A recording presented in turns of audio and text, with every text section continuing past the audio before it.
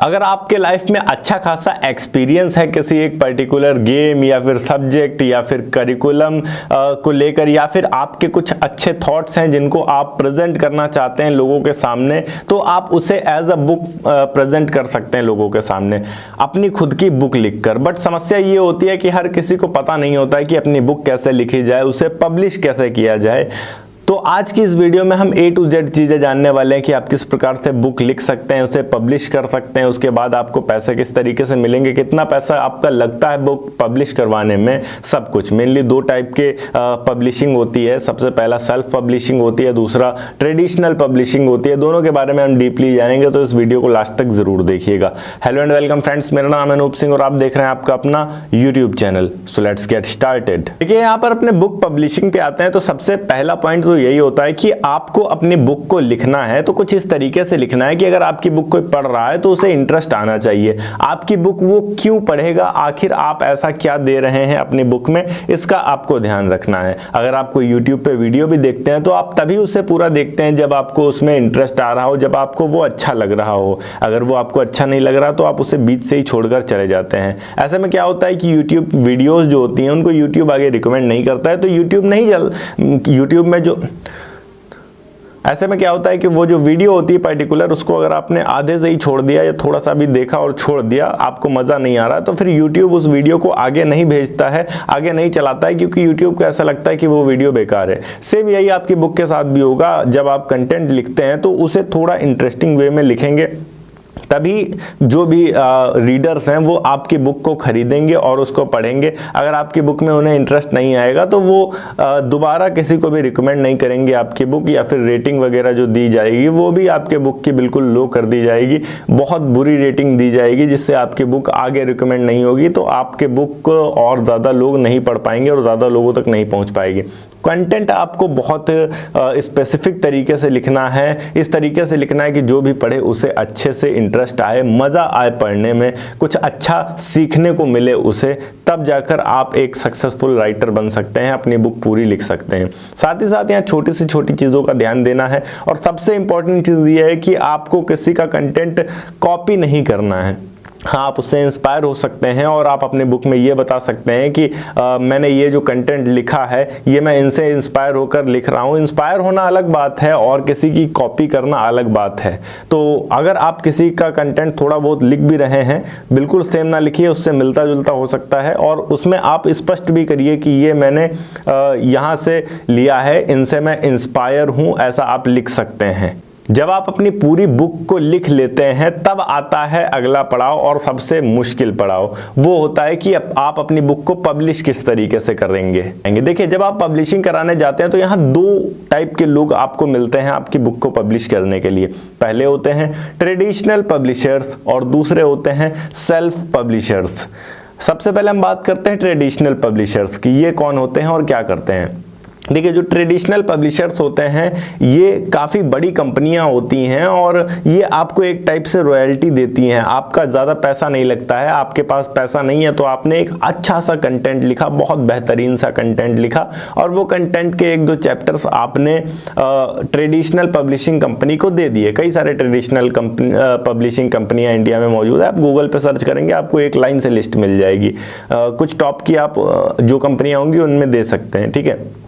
तो आपने जो कंटेंट लिखा वो अपने ट्रेडिशनल पब्लिशिंग कंपनियों को दे दिया, उन्होंने देखा, रिव्यू किया, और उसके बाद वो आपको बताएंगे कि आपके कंटेंट पर वो बुक छापने वाले हैं या फिर नहीं छापने वाले हैं। वो भी बताएंगे 3, 4, 5 या 6 महीने बाद।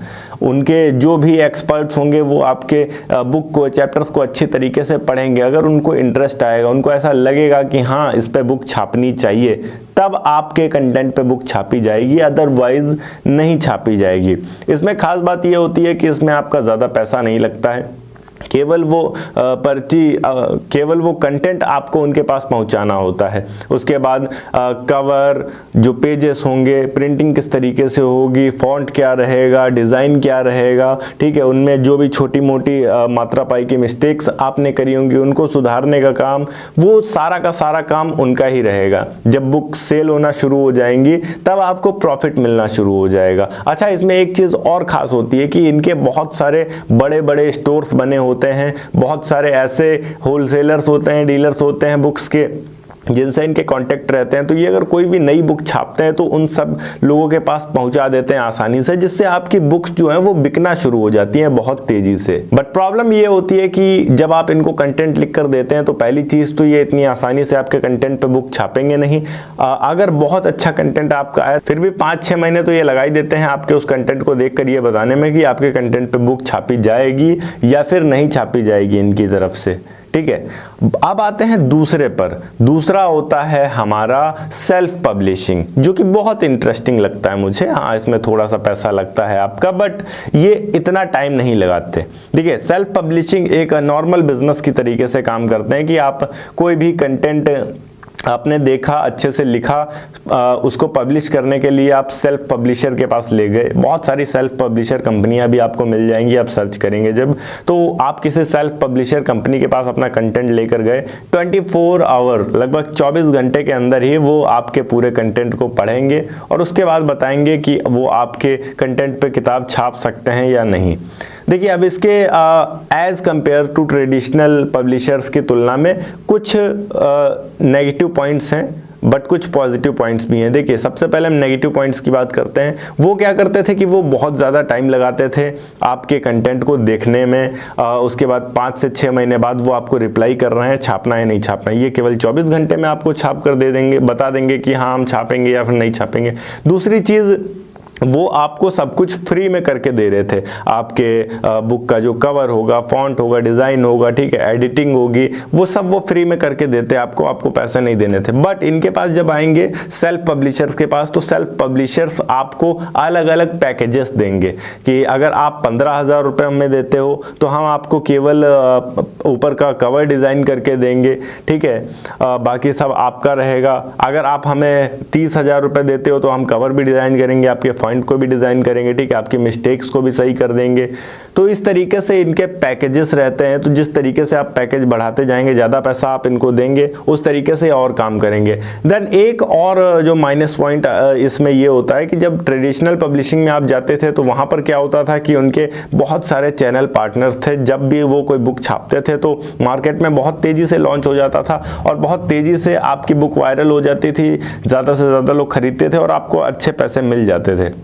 बट सेल्फ पब्लिशिंग में क्या है कि आपको अपना सारा पैसा लगाना होगा, ठीक है। जब बुक पब्लिश होगी तो वो लोग पब्लिश तो कर देंगे हर जगह, वो अमेज़ॉन पर भी डाल देंगे, वो स्टोर्स में भी अवेलेबल कराने की कोशिश करेंगे। बट बुक को बेचने के लिए जो भी मार्केटिंग होगी वो आपको खुद को करनी होगी। जब आप जोर लगाएंगे तभी आप अपनी किताबों को बेच पाएंगे, अदरवाइज आपकी किताबें ऐसे डायरेक्ट नहीं बिकेंगी। कहने का मतलब ये है कि सेल्फ पब्लिशिंग में आपको अपने बुक्स की मार्केटिंग खुद ही करनी होगी। सारा पैसा, सारी मेहनत, सब कुछ खुद का ही रहेगा। उसके बाद जो प्रॉफिट होगा वो आपका रहेगा, ठीक है। रॉयल्टी दोनों कंपनियां देंगी आपको और प्रॉफिट अपना रखेंगी। जैसे कि आप ट्रेडिशनल में जाते हैं वहां पर भी रॉयल्टी आपको मिलेगी, अगर आप सेल्फ पब्लिशिंग में जाते हैं तो यहाँ पर भी रॉयल्टी मिलेगी। बट यहाँ पर जो भी बुक सेल करने में जोर लगेगा वो सारा का सारा आपका लगेगा। तो इतना आप समझ गए होंगे कि जब आप ट्रेडिशनल पब्लिशिंग में जाते हैं तो सब कुछ उनके हाथ पे होता है, वो सब कुछ करके देते हैं, आपको सिर्फ पैसे मिलते हैं। जब आप सेल्फ पब्लिशिंग में आते हैं तो सारा लोचा आपके ऊपर आ जाता है। ओके, सो इस तरीके से आप अपनी बुक को पब्लिश कर सकते हैं। अगर वीडियो अच्छी लगी हो तो वीडियो को लाइक करके चैनल को सब्सक्राइब जरूर कर दीजिएगा। मैं मिलता हूं आपको नेक्स्ट वीडियो में एक नए टॉपिक के साथ। तब तक के लिए जय हिंद, वंदे मातरम।